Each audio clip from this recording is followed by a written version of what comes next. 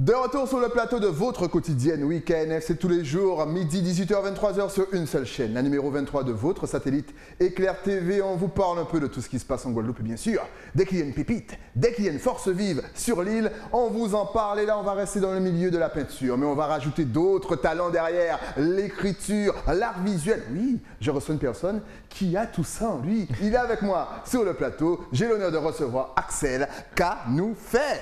On est là, on est posé, tranquille. Free Mind. Free Mind, yes. Ah, ça fait plaisir de te recevoir parce que tu vas nous parler de Merci. toi.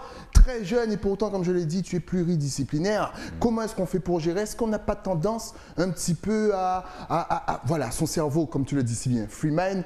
Comment fais-tu pour être productif avec toutes tes casquettes?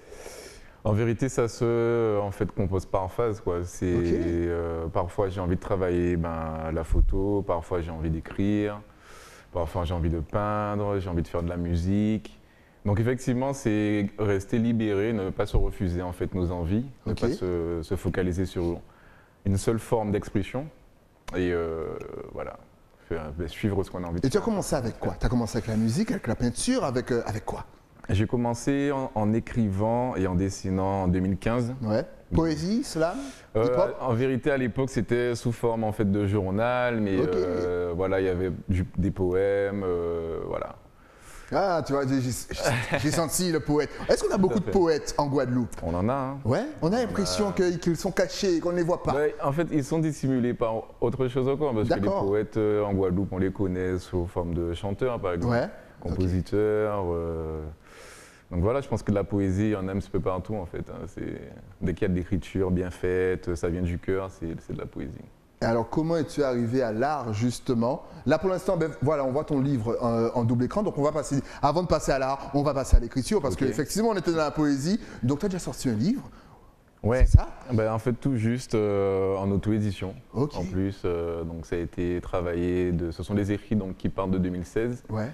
Donc ça a été travaillé durant toutes ces années avec les dessins qui les accompagnent, les œuvres qui les accompagnent. Et du coup, aujourd'hui, cette année, on va le commercialiser.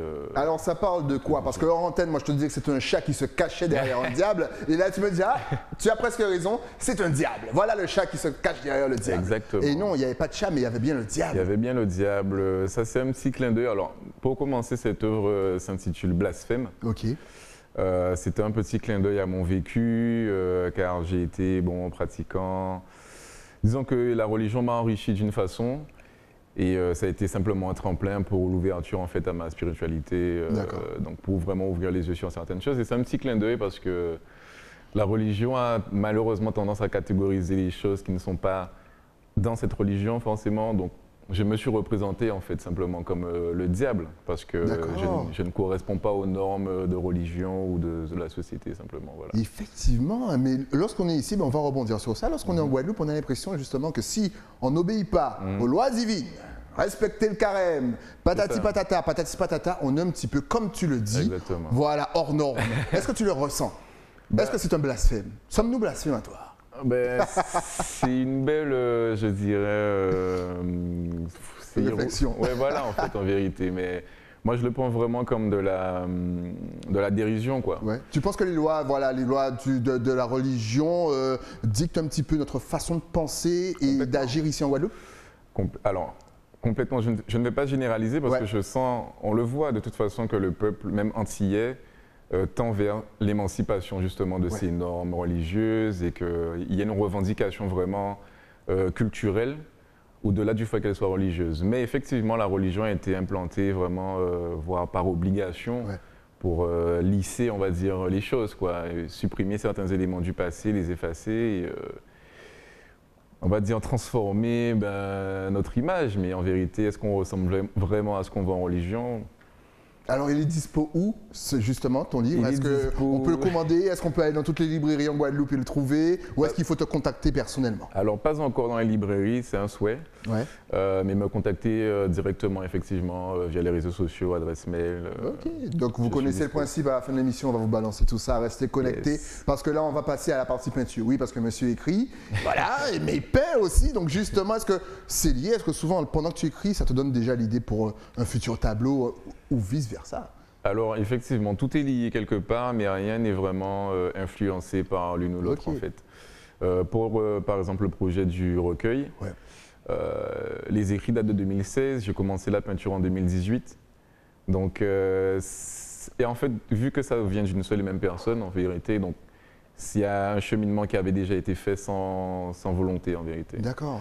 Donc, mon processus artistique à la base, ben, ça vient d'une intuition, d'un instinct. Ouais. Je choisis simplement les couleurs que j'ai envie d'avoir sur l'œuvre et après, c'est vraiment l'émotion, le cœur en fait qui agit, quoi.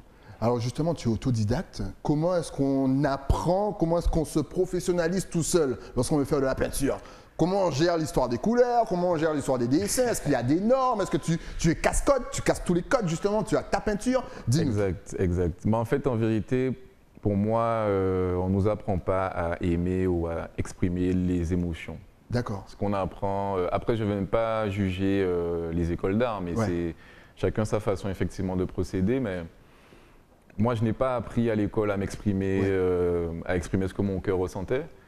Donc je me suis dit pourquoi j'irais m'informer pour savoir comment faire des trucs. Non, je préfère laisser libre cours à mon imagination et à mes envies, quoi. Petite description, justement, ce tableau qu'on voit en double écran, que représente-t-il? Tu as senti la question arriver depuis le off? Absolument. Alors peux-tu nous dire ce qu'il représente? Il représente en vérité le symbolisme, parce que le nom de cette œuvre, c'est Tout est symbole. Et la marionnette centrale en fait que l'on voit, c'est simplement l'être humain qui est entouré de toute énergie qui existe en vérité, énergie destructrice, créatrice, nos émotions, nos peurs, nos craintes. Et c'est un rappel en fait simplement pour dire que nous sommes un parmi un ensemble, mais l'ensemble aussi nous constitue. Donc il faut savoir vivre avec et pas essayer de vivre contre ou essayer de... Eh oui, vivre avec, ça c'est important. Tu avais même créé une galerie d'art éphémère, si je ne me trompe pas. Tout à fait. Très jeune déjà, il n'a même pas 30 ans, il n'a même pas 20 ans. Il écrit, il peint, il fait des galeries d'art éphémères. C'est la jeunesse de la Guadeloupe, mesdames et messieurs. Alors parle-nous de ça, ça a été compliqué à mettre en place? Est-ce que c'est dur pour vous, artistes, même de vous montrer, d'exposer? Dis-nous tout. Alors je vais commencer par dire que c'était une très belle expérience. Parce qu'au-delà des difficultés financières, d'organisation, de communication, c'est une expérience de débrouillardisme en fait totale parce qu'on est lâché vraiment dans l'entrepreneuriat, au-delà d'être artiste. Et ça, ce sont des qualifications que tout le monde ne possède pas forcément. Donc il faut savoir être juste, faire sa comptabilité, enfin voilà. Donc ça m'a vraiment appris beaucoup de choses et ce fut une belle expérience parce que je me suis quand même retrouvé parmi mes œuvres en vérité. Et ça m'a appris à faire face à en fait tout, difficultés comme bonnes choses. Et je me suis dit que si c'est là, si ça se passe comme ça, c'est que je dois passer par ce genre de choses. Tout ça c'est essentiel. Donc ça m'a appris à avoir une vision de la vie vraiment plus positive.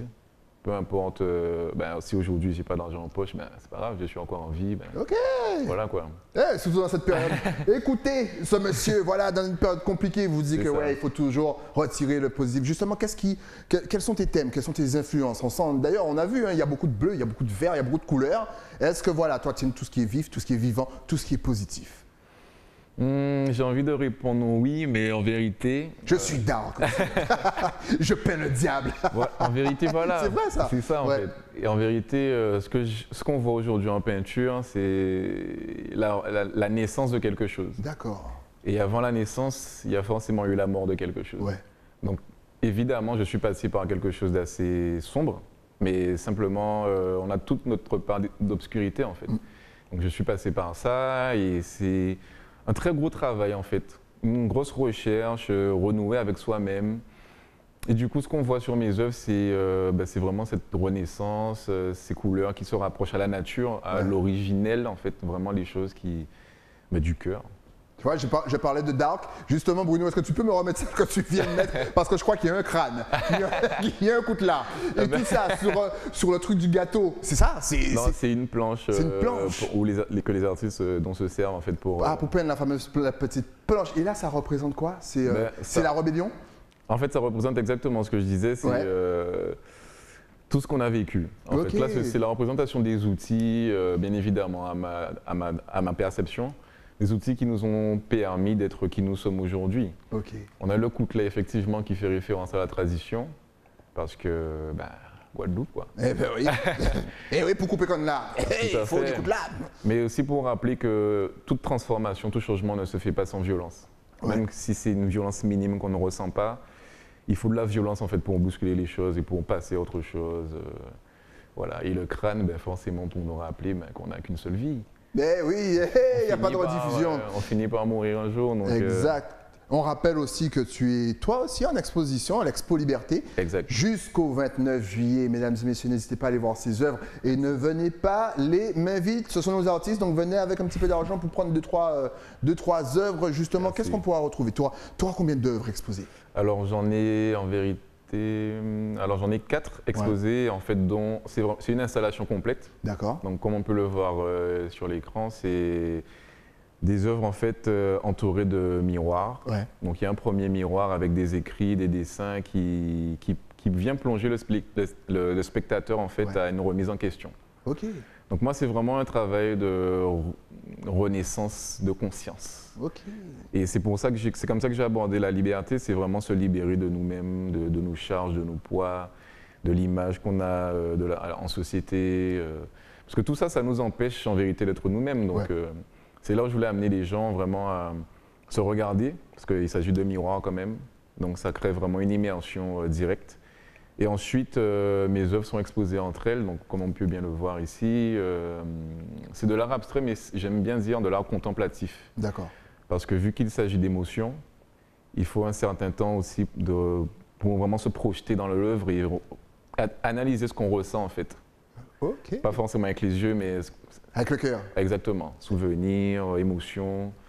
Justement, est-ce que vous serez sur place pour échanger? Parce que là, les téléspectateurs, là, c'est sûr, ils vont venir. Forcément, il n'y a plus de confinement, donc tout le monde les voit. Mais est-ce que vous pourrez échanger? Parce que je pense que ça va amener énormément de questions. Là, il est en train de parler, on voit que ça va bien plus loin que l'œuvre, qu'il y a beaucoup de choses à voir. Même, est-ce que déjà, le Guadeloupéen sait se voir? Est-ce qu'il sait se remettre en question? Est-ce qu'il a conscience de qui il est aujourd'hui? Exactement. Est-ce que tes œuvres vont l'aider justement à prendre conscience de qui il est aujourd'hui? Je l'espère, mais effectivement, nous sommes là entre 10h et 18h. Okay. Donc après, quand il n'y aura plus de couvre-feu, on pourra allonger à 20h, 22h. Bon, on est là en journée du lundi au samedi, parfois au dimanche aussi, donc n'hésitez pas à venir, nous sommes tous là pour répondre aux questions. Venez partager et poser des questions et surtout encore une fois, venez avec le porte-monnaie parce qu'ils ne font pas ça pour rien. Justement, comme je te demandais à mon invité juste avant toi, est-ce que tu peins le jour, la nuit? Est-ce que tu as une inspiration qui vient à une heure spéciale de la journée? Alors je n'ai pas d'heure spécifique, mais… Je peins tout le temps. Même pas. Ce qui est très surprenant du coup, c'est que j'ai vraiment des périodes bien délimitées. Ce n'est pas forcément une journée. Ça peut être un mois, 2 mois et je peins, mais je peux rester 7 mois sans peindre par exemple. D'accord. Ouais. Donc, et ce qui est intéressant, c'est que même si je ne peins pas, je peux me concentrer sur autre chose. Le bouquin, la musique, les vidéos, voilà. Donc tu fais aussi, parce qu'on a parlé d'art visuel. C'est ça. C'est l'heure d'en parler justement. Qu'est-ce que tu fais? Tu fais du montage, de la réalisation? Est-ce que tu prépares ton futur court-métrage? Je fais un peu de tout. Ça, c'est très bien vu parce qu'effectivement, je prépare un autre niveau, on va dire, un autre niveau vraiment des courts-métrages. Il nous prépare une série. Alors peut-être bien, qui sait. Une série policière. Mais voilà, donc j'essaie de m'impliquer vraiment totalement maintenant que je ne fais que ça, que de l'expression artistique, donc je m'implique à fond. Est-ce que c'est dur de vivre ici de son art? C'est-à-dire que forcément, Guadeloupe, on a encore cette mentalité où le travail, ça doit être limite. C'est limite, tu es au bureau de telle heure à telle heure, et puis voilà, tout ce qui est à côté, c'est pas du boulot, c'est que du plaisir. Est-ce que tu as ce genre de retour? Oui, absolument. Au début, on me demandait est-ce que je travaille à côté. Est-ce que c'est… Et sinon, mon vrai travail, c'est quoi? C'est bon. T'inquiète pas, on pose la même question aux comédiens, aux chanteurs, aux présentateurs. Ah ouais. Ah oui, et tu fais quoi à côté? Oui. Non, mais c'est mon seul boulot. Mais bon, après, c'est vrai que ça peut déstabiliser au début. Parce que je pense que… Alors moi qui n'ai pas fait d'école, c'est vrai que je n'avais que mon art en fait pour m'évaluer. Je n'avais pas de connaissances, je n'avais pas de professionnel au début pour m'accompagner, me donner confiance en ce que je faisais. Mais une fois qu'on y est complètement, parce qu'effectivement, je faisais des études avant, j'ai travaillé avant.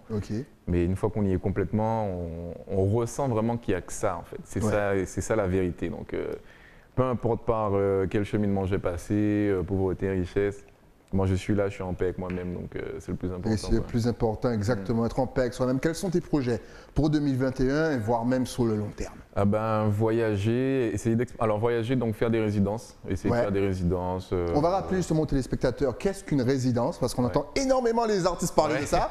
Donc, qu'est-ce qu'une résidence? Ben, en vérité, une résidence, c'est, disons, un institut en fait, qui reçoit les artistes pour les aider en fait, à développer leur processus créatif. Donc à découvrir soit de nouvelles façons de créer, soit des installations, de la peinture, vidéo. C'est valable aussi pour les auteurs, l'audiovisuel. Donc il y a vraiment tout type de résidences. Et parfois ces résidences sont sponsorisées, voire offertes par des fondations, du privé, du public également. Donc voilà. Donc, ça permet à l'artiste en fait, de voyager déjà. Et de rencontrer du monde, de se confronter aux autres aussi, parce que lorsqu'on reste dans une seule bulle, même si on est bon dans ce qu'on fait, on ne va pas avancer à la même vitesse que si on va voyager, on va découvrir d'autres choses, échanger simplement aussi. Voilà. Excellent. Donc résidence, qu'y a-t-il d'autre de prévu? Résidence, album, peut-être album, film, voilà, des expos, peut-être dans la Caraïbe aussi, parce que c'est important. La Caraïbe, c'est nous, quoi. C'est archipel, c'est nous, donc on n'oublie pas non plus, tu vois. Justement, comment décrirais-tu l'art de la Caraïbe? Est-ce qu'on a un art particulier? Est-ce qu'on a des codes à respecter? Absolument pas, parce qu'en fait, on vient d'une génération, enfin je parle surtout pour les jeunes artistes, parce que c'est eux que je côtoie le plus. On sent qu'il y a une émancipation quelque part, on sent on veut dépasser des choses, on veut sortir de l'ordinaire que nos parents, nos grands-parents, nos arrière-grands-parents ont connu. Et on veut proposer vraiment une vision aussi fidèle que ce qu'on voit en fait, ce qu'on ressent. Donc ça j'adore parce que c'est des vibrations, on brise tout, quoi. Excellent. On vous rappelle bien entendu qu'Axel est en exposition jusqu'au 29 juillet. Donc n'hésitez pas, mais pour te contacter, te poser des questions ou même savoir si tu auras d'autres expositions au long de l'année 2021. Est-ce que tu es connecté sur les réseaux? Est-ce que tu as Facebook, Instagram, Twitter, Snapchat, TikTok, une adresse mail, un numéro WhatsApp? Vas-y, donne-nous tout. De toute façon, ça va s'afficher juste ici. Exactement. Donc Instagram, Dr AHFM, Facebook, Axel et Jézip AHFM. Un site internet également, donc axelegezip.fr. Mon adresse email également, axelegezip@live.fr aussi. C'est facile, vous tapez axelegezip partout. Exactement. Axel, il est tout simple. On aime la simplicité. Voilà. Si vous voulez la complexité, c'est pas ici. C'est contact direct et on y va, on est là. Si tu avais justement un tout dernier message pour toute la Caraïbe, Guadeloupe, Martinique, Guyane, La Réunion, même si vous êtes loin, Haïti, Dominique, Saint-Martin, Sainte-Lucie, Vinci People, bien entendu, Barbade, Jamaïque, tout ça, ça nous regarde. Mais oui, Harry P, sur YouTube, déclare, ta caméra est juste là, vas-y. Restez éveillés. Moi, je dis simplement, c'est l'éveil qui fera qu'on avancera tous ensemble. Oh, voilà. C'est clair, net et précis. On adore. Merci d'être passé sur le plateau pour nous parler de ton univers. Ce fut un réel plaisir. Et dès qu'il y a une petite nouveauté, tu repasses. Maintenant, tu connais le chemin. Voilà, tu sonnes, on te fait monter, tu t'installes et puis on s'amuse ensemble. Comme à la maison. Comme à la maison. On vous rappelle jusqu'au 29, n'hésitez pas à aller voir vos artistes, ils sont là pour vous. Nous, on se retrouve bien entendu demain pour un nouveau numéro de KNF. Le temps pour moi, bien sûr, de remercier mes partenaires. Et oui, celui qui m'habille déjà numéro 1, l'écrin à Basse-Terre. Et puis, si vous voulez prendre soin de vos locks, vous appelez Florent Gisors, GBS Concept, pour voir ce qu'elle fait. C'est tout simple. Vous allez voir l'émission sur YouTube, le replay, et vous serez content. Nous, on se donne rendez-vous demain. Même heure, même chaîne, Éclair TV. À demain.